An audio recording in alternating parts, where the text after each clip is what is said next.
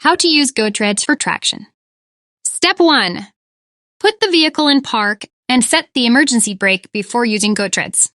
If you can rock the vehicle back and forth and get a gap in front of the tire toward travel, this will aid in GoTreads placement. Step 2. Unfold the GoTreads and place the starter panel of the GoTreads groove side up against the stuck tire.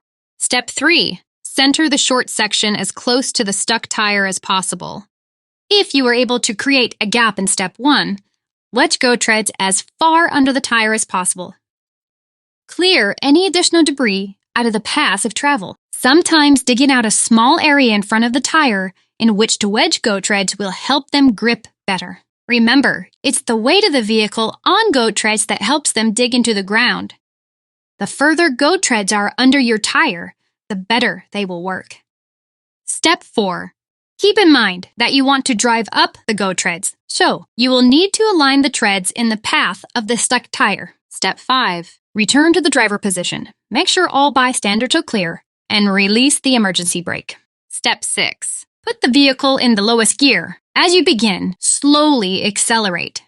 You want the vehicle to crawl out of this stuck situation, so be very light on the accelerator and let GoTreads do the work. Speed is your enemy and can cause the GoTreads to melt if you spin your tires on them.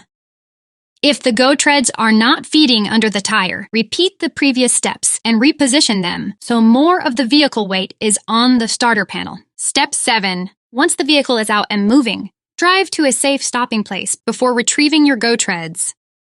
GoTreads can be tapped on their side to release any loose dirt, sand, or snow. If used in mud, we recommend storing GoTreads in a waterproof bag until you are able to clean them off for the next use. Visit GoTreads.com for more help articles like this.